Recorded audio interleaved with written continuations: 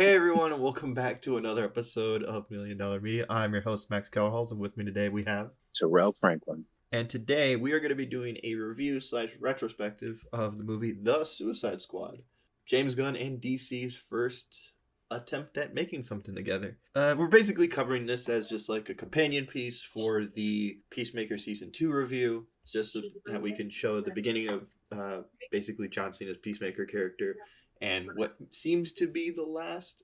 We'll talk about it when it comes to Peacemaker 2. But yeah, just to kind of go into the Suicide Squad, it's just a fun, goofy movie that takes the premise of the first movie and just completely runs with it. I love this movie. It's definitely like one of my favorite DC movies. I just love all the characters in the movie. I love the feel of the movie, and I also like it feels like a classic comic book and also just like a really fun 70s movie. I don't know. I kind of want to know your thoughts on this movie. I think it's one of the prime examples. Gunn is very good at like the found family, the like ragtag group kind of coming together and having to like put aside their differences to make something happen. But it's much more like comedic. They don't have to be noble in a sense, and Yeah. I think that's what kind of like gives it its charm. And it put a lot of those like other like DC quote unquote villains on the map. I have a question for you because there's a lot of characters in this movie.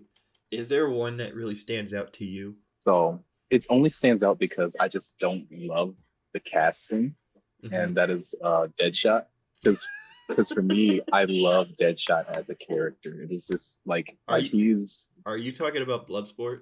I love that Bloodsport is there and Deadshot is not because of the casting actually. Oh, okay. I was really confused because you said you didn't like that Deadshot was in the movie. I was like, wait, he's not in this movie. Yeah, But yeah, yeah. I get it. That is Okay, you were doing a clever bit. honestly the group. I like the group as a unit. I think a lot of people kind of get caught up in the fact that like Harley's still there. Mm-hmm. I heard this argument for the show Fairy Tale is that like the main character is the group, not what we think the main character is. So Yeah. that's kind of how I feel about like actually both of the movies. Yeah, no, like if you were to think of like a de facto quote unquote main character, at least like the leader of the team, it should be Rick Flag. But it's never. Like he is never the main character. He's never the interest. It is definitely just like the weird group dynamic of like who can we get put on this team. Yeah, exactly. Personally, like if I were to have one that I never thought would ever be on screen as just a favorite character, is Polka Dot Man. Honestly, is I don't think this interpretation of Polka Dot Man can be beat. To be honest, No, no. Well, first of all, it's an actual character and not just like a one bit joke. yeah, So that helps.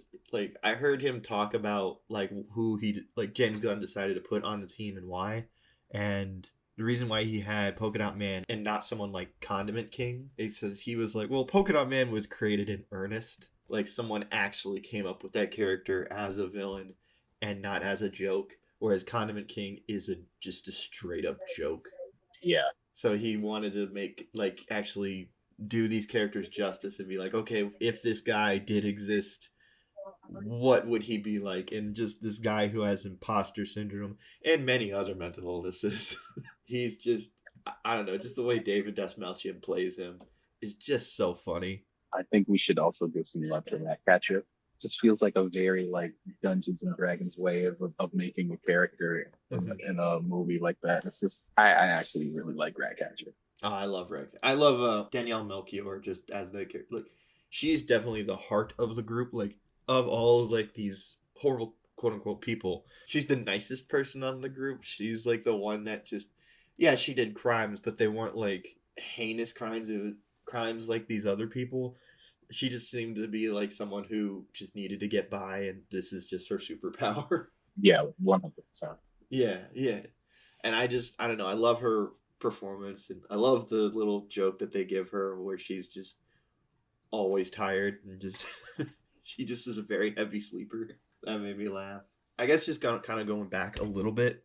I really like Idris Elba as like a Bloodsport as well. I absolutely love his little moments where he just gets to be like a full-on comedic character. Like he has a line in this movie. It's where like his phobia is actually revealed to the team, and Sebastian the Rat gives him a leaf, and he just Idris Elba has this line delivery of like, Why the fuck would I want to leave? Yeah. Cracks me up every I, time. I just the line delivery is so perfect. it's a little relieving that Idris Elba got to be in a comedic role again. I don't think he's been able to do that since like some of the his earlier films and No, then like The Office. yeah, yeah. Oh my god, yeah, he was in the office. I forgot about that. Oh man. But no, yeah, he's really funny. He's got great comedic timing. I know we talked about him a little bit, but I also like this interpretation of Rick Flag. Like Yeah, yeah, in the first movie, they just kind of made him like this like stereotypical soldier character. But in this, I like that they actually made him someone that cares about people on his team. He has a much brighter demeanor. I mean, they give him the classic yellow shirt from the comics in this. I mean, that helps in one way, but like also just that added effect of just like he cares about people on his team. He will go out of his way to like save certain members of the team, even though it makes no sense to do it. He'll still right. do it. I love that. I think it's just it just adds a lot to his character, and it makes it very tragic what happens to him. Yeah, yeah. It's a very, a lack of like a better term. It's a very Wreck-It Ralph way to be like, just because you're a bad guy doesn't mean you're a bad guy. Yeah, yeah. Good point. You also brought up Harley earlier. It's safe to say that she's always great when she's Harley Quinn. I think this is the best Harley Quinn stuff. Yeah, Like they give her like classic colors. Like the first outfit that she's in this movie is the one from like the Arkham games, and it's the best. I mean, but besides outfits and stuff like that, it just feels like classic Harley Quinn. There's some jokes that don't work with her, but it's just the fact that she's always just her is what makes it really fun. And it's just I kind of I always like the fact that like anytime that her character has like a fluctuation, it's always in an unconventional way. Like she didn't come up in comics when she first came up. She came up in like the '90s animated series, yeah. and then all of a sudden like people immediately fell in love, and then that like first Suicide Squad movie, Mm-hmm. like immediately just became like a staple character. Like you can't even talk DC without her. Exactly. Yeah, and it's kind of cool to see because this, in my opinion, was the first time you got to see James Gunn work with like a character that was bigger than anything that he ever made. Because like this, he just came off like the Guardians movies, and he worked with Right, characters that no one really knew about. And then going into this movie, like I mean, he's surrounded with a bunch of D and C list characters. But when the idea of him working with Harley Quinn was like the first time like he had to like stay true to who the character was in the comics and not change it, because obviously even in this movie he changed a lot of character dynamics from what they were in the original comics. right. One that we'll get into like is basically the reason why we're doing this video in just a sec, but it was kind of cool just to see him fully embrace what this character was. And I mean, it was a character that works for his style, or at least the style that he was known for at the time of like this wacky, ultra violent, goofy style. It works for a character like Harley Quinn. Yeah, 100%. And yeah, I mean, the scene with her escaping is just awesome. And it weirdly enough also fits into what they set up in her own movie, well, the Birds of Prey movie. Yeah, So that was like a nice little like handoff. I don't know. It was just a really nice way of like keeping the characters like arc the same throughout all the movies that she was in, from the first Suicide Squad to Birds of Prey to this movie. I'm trying to think. I mean, above the main cast, we also should probably point out King Shark before we get into the big one. yeah. Bird. I think King Shark was such a peripheral character before these movies. I I think that okay. like in the comics too. Like I want to say like he was very like more of a I don't want to say more of a concept because I feel like that's not as accurate as I want to say it. But like King Shark for like comic fans who like get like a little bit of a King Shark reference, whether it be like in Hmm. other media, like for instance like the Arkham games. Like Yeah, yeah, he's just like peripheral. yeah. But I do like that they kind of make him like more of like a personable entity. And like even with the flop of the Suicide Squad game, I think Gunn did a very good job to choose like making him an important character. Oh, definitely. I will say just to counter you real quick, I King Shark was one of the characters that like was starting to kind of like get more and more popular. The one that I go to is still my favorite interpretation of King Shark is from the Harley Quinn animated show, voiced Yeah, by Ron Funches. That version of King Shark is my favorite personally, but I do like this version for like a mainstream movie version.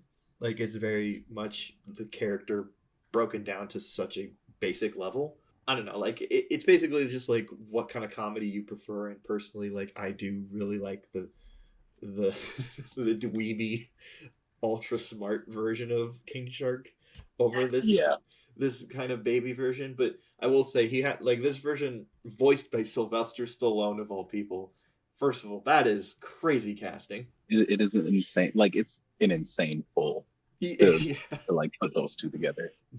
because it's more than just like Vin Diesel as Groot, because he actually has to like say more than just the same line over and over. Like he has to actually act like a child. So just hearing Sylvester Stallone like pull off these really childlike dumb lines is really funny. Yeah, I do. I like that. I think my favorite is the moment where he has to pretend he has like a fake mustache and they're just making fun of him and just go fuck. All right. Do you want to talk about the main villain of the movie, or do you want to go into the reason why we're talking about this? I would like to go into the main villain of the movie because I know that there's like not a controversy, but there's like contention about like that in general. Okay. I'm curious what you mean by that. But all right. So yeah, the main villain, it being Starro, I love that they made this, like we finally got Starro on screen and done really well. Like one comic accurate Starro, or well, you know what? I'll say comic accurate in just like powers and abilities and kind of overall like mentality and just like what the character is, and also just the fact that it's just a big giant freaking starfish.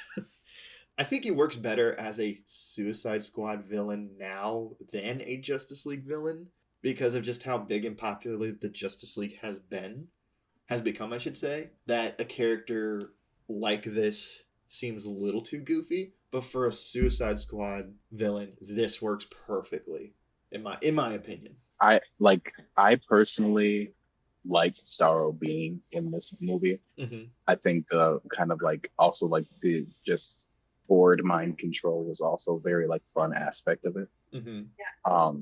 I know especially like immediately after the film kind of came out, and maybe it was like it might have been a majority of like film only fans. They felt that was unfulfilling because it just they kind of viewed it as like a more like a kaiju battle almost, which like Fair. I don't necessarily disagree, but I think it was just like it wasn't what they were used to. It was very comic book, which is James Gunn's thing. I think we were so used to like these dramatic one-on-ones to where when we have a team that has to deal with something a little bit unconventional, I think there was a lot of contention about like do people like it, do people not. But I think in retrospect, I think people enjoyed it even more. I think it works in this context because under like well, if we view it from this movie, Starro is just kind of like them. He is a person who has been jailed, like tortured for decades, and he just wants revenge and he just wants to see pain. And I don't know, like obviously he's a very big goofy character, and like there's moments where he says what his overall motivation is, and you can kind of infer like, oh yeah, he's just pissed off. So like unlike most kaiju where you really don't get like a what's their mentality, like we sometimes get what Godzilla is all about, but sometimes we don't. In this version, Right. it's clearly like he is a character with a brain, and also having those little starlings basically mind controlling people gives him a voice. I don't know, it just helps to overall like fleshing out that character in a way where I'm like, oh, okay, I can kind of see why he is a Suicide Squad villain because he's kind of like them. If Amanda Waller was in control of Starro, he would be a member of the team, pretty much. Right. Yeah, which also brings me to say, I hope they find a way to bring back Starro in some way with the character Jarro. I don't know if you ever heard about the Jarro. I don't think so. He is basically one of Starro's starlings, basically captured in a jar, and is one of the more self-conscious ones. So he can actually like survive outside of the main host. So it's just a little version of Starro in a jar. That's why they call him Jarro. It's a little It's funny. so fun. It's a really fun character, and I would like to see him come back in that way because this version of Starro is also a bit more sassy. I just read something that said Batman adopted him. That's insane. Yep. I don't know. It feels very James Gunn if he would come back like that, just in a jar. Oh yeah. All right, time to talk about the main man. We're talking about Peacemaker real quick. I'm gonna let you kick this off. Basically, what did you think of John Cena's Peacemaker in this movie? In the movie specifically, okay, I enjoy the character as a whole. In the movie specifically, I did not think that he was going to be franchised in the slightest. Like, Hmm. I think it was fun to have him on. I think it was fun to kind of like see him outside of his like regular persona in his movies or in his WWE persona. Hmm. But he did what he was supposed to as like a supporting character, and Okay. it was enjoyable. But then then like what followed caught me by surprise, and I think that like in this movie he hadn't 100% grown into that character yet. Ooh. I think he like this was the best John Cena performance at the time I've ever seen him Yeah, do. Like it was yeah, definitely something outside of his wheelhouse. Like he did to keep and I just want to say keep in mind he has done some really good performances outside of this role before this. There's this movie called The Wall. He's really good. He doesn't do much in it, but he's really good in it. But when it comes to this movie, I really like that he actually created a character for this movie. Like he actually was like, and you can see behind the scenes, like he said, "I want to play a douchey Captain America," and you get right. that. You get that throughout this entire movie. I love him and Bloodsport's little rivalry they have throughout the movie, like this dick measuring contest throughout the whole movie. It's really funny. Like for this movie alone, yeah, like I would have never chosen this character to be like, oh yeah, I want to see a TV show about him. Like I would have picked Bloodsport, I would have picked Rick Flag, I would have picked anyone else Exactly. because I just think that one, they even make a point of in the movie like his power set is just the same as three other characters in this movie. So like he doesn't really have anything unique going on. It's just his overall vibe of just like this guy who just wants to be like this classic superhero, but is just so headstrong in this idea of what he thinks is peace. It's really interesting just like seeing this version of the character now knowing what's he has become. And I also got to give big And credit to like John Cena for like during the press of this movie going out and wearing the costume to kind of like make the yes, character more well known. I forgot about that. I completely forgot about that. It's funny watching some interviews. Like he does like a full on like emotional breakdown of his soul in a Drew Barrymore interview, and it takes me out every time I watch it because he's wearing the fucking Peacemaker costume. Gotta give credit to him for committing to the bit on it though. Like, yeah, I just. Yeah. Is there anything else you want to talk about Peacemaker wise, just stuff in this movie before we get into other things? Yeah, I think in hindsight, like kind of how you explained that, like every like all the other characters, like as characters, you would Mm-hmm. have thought that like yeah, they can kind of like flagship their own thing. But when you kind of bring the concept of like somebody basically still in discovery of like what their position as a hero is, I think that actually does make a great story, and it's that's why I think it's proven true. But Mm-hmm. it's just something you don't catch unless you're like in the room. Mm-hmm. Yeah. Yeah, but before we wrap this video up, is there anything else you want to bring up regarding the Suicide Squad? I find it ironic that like I think it was a better executed Mm-hmm. film than the first one. For me, I guess in the spaces that I was in, a lot of people didn't have the best reception of it because it felt different. But I think it felt different because it felt like comic book. I think that's what Gunn has always been aiming for. Mm-hmm. It also felt compared to the first one, where the first one was definitely trying to hit more of a mainstream audience, especially when it comes to like its soundtrack and stuff. The first one was like it had all the big artists at the time. It had like Kevin Gates. It had 21 Pilots. Yeah, It had yeah, all these big artists making songs for this movie. And then when you go into this one, it's definitely James Gunn's style of music. And I do have one big criticism I totally forgot about when it comes to this movie. It's definitely a personal criticism, but I think that also affected the overall feel of what people were going into this movie. Like I think people wanted more of that like mainstream music feel, whereas this was definitely trying to go for like a 70s late Vietnam era movie. I mean, hell, most of the movie takes place with them in the jungle, yeah, and a lot of the music is very much of that era. Especially the first song, the first like big song in the movie is about like people going off to war and just about the brothers who died. Like that is not the style of music that was from the first movie, and it's definitely a very different tone. And also, I think the reason why this movie ultimately flopped, it came out during COVID. I mean that second part 100%. I Mm-hmm. would. go as far to say though, the first movie came out during like the peak, the absolute peak of superhero Hollywood film. You're Like also that's very true. Yeah. this is when Marvel's on its side building up. Like the first movie came out in 2016. Yep. That's Marvel's building up to its Infinity War Mm-hmm. and Endgame kind of saga. We're having like the Snyderverse kind of like still being mainstream. Batman versus Superman comes out in the same year. Mm-hmm. Like I think it's in a it's in like a huge kind of like mainstream media moment. Mm-hmm. And so when it's finally kind of like has a strong enough audience to where they can kind of do their own things and can be stylistic again with the Mm-hmm. characters and the genre, I think that kind of drops off the people that are just going with the trend.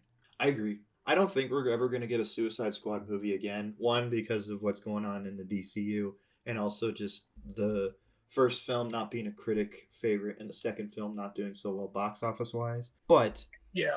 I would like to see another attempt at the Suicide Squad, like somehow. And also, I should also point out the failure of the recent video game. I think the brand Suicide Squad is just not what they wanted it to be. Okay. I have one comment about the video game. I am part of the blame. Part of the blame is COVID because when that Okay. video game was announced, I was so stoked to Me see what they too. were going to do. Uh huh. And then they were like I think the branding was just kind of going like, oh, it's the makers of the Arkham games, like blah blah blah. Like, oh, like that's like some high standards to go. Like to this day, the Arkham games are like have like redefined how RPGs are played. Oh yeah. And so for them to kind of like make that huge promise, delay the game for like 4 or 5 years, and then for it to not even be finished Yeah. in a sense, it's like it did kill the brand. I And also it could have been something insane. speaking of that game real quick too, I also think what killed that game was attaching it to the Arkham story. Yes. Like that Yes. game, I just look at it and I can tell you right now, like that game was never supposed to be connected to Arkham. Like it was made by the people who did the Arkham games, but it's something about it. I was just like, first of all, like the obvious thing is like characters that were in previous Arkham games are race changed for the new game. Yes. They're also like, oh yeah, Batman's gonna be in this game, but in that continuity, Batman is kind of MIA or something's off with Batman. Like Batman's Yeah. in a completely different place. So like, okay, that doesn't make any sense. And like, I don't know. I feel like everything involved with that game just they were like, okay, now we got to shoehorn this into the Arkham games. And when you get to certain scenes in that game, it just doesn't work anymore because it's like, oh shit, one, the late passing of Kevin Conroy and you killing Batman in that game didn't hit well with people for obvious reasons. Yeah. Yeah, I just feel like there was just a lot of weird behind the scenes drama of that game that just didn't help it in the end. That being said, I still want another Suicide Squad movie. Again, just so that we could see whoever they bring on board, if it's James Gunn or if they get another person to do their version. I just want to see what weird D-list or Z-list character they'll bring in. Yeah. Like for me, I just want Film Freak. I love the character Film Freak, or at least some interpretations of that character. He's a really weird character. Do you know who that is? I'm pretty sure you don't. I don't know who Humphrey is. Film Freak is a guy who. Oh no, wait, is it no? I'm thinking of somebody else. I was thinking of like the villain from the Teen Titans. I know in some interpretations of Film Freak, or at least one that I saw in a Suicide Squad comic, he's a guy who is just his thing is just that he can only speak in movie quotes.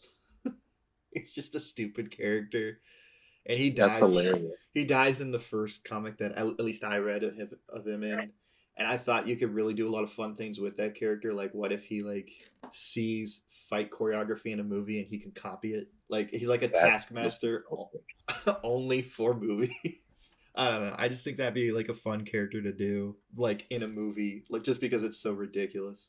But I don't know. Is there any like Z-list character that you know of that you would like to see in a Suicide Squad? So what I was thinking when you were saying Film Freak, I was thinking Control Freak. Go on. The Teen Titans villain from the 2000 series. Uh-huh. That like he had like this whole stint to where he basically trapped like the Teen Titans in like an escape room type of hallucination thing. Oh yeah, I think I know what you're talking Yeah, about. I was getting him mixed up with that. Uh-huh. That'd be cool. I don't know. There's just so many weird DC characters that I just want to see put on Suicide Squad just to be murdered in horrible ways. Or like make Scarface a thing. Ooh. Scarface would be really good, especially like where it seems like the DCU is going is to have like this kind of flawed genre of what's going on. And Scarface could go like get really, really, really dark really fast. Dude, that'd be sweet if they did Scarface. Especially on a Suicide Squad dynamic, that'd be really interesting. It would be great, and I think it would be funny too because like he's a puppet at the end of the day. Yeah. That'd be so fun. All right, before we wrap this video up, I just have one very nitpicky thing. And this is super me just because I'm a fan of the band. They made a whole fucking deal about having the band and artist grandson and Jesse Reyes make a song for this movie called Rain. I love those two artists, and I was like so excited to hear what's like how this song that they made that I really like called Rain, how they were going to put it in the movie, and they put it in the background of the scene where they're in the truck. It's diegetic and it's just on the radio and you can barely hear it. That to this day pisses me off because I love that song. I love those artists, and they made a whole freaking deal, and they even put the song in the trailer.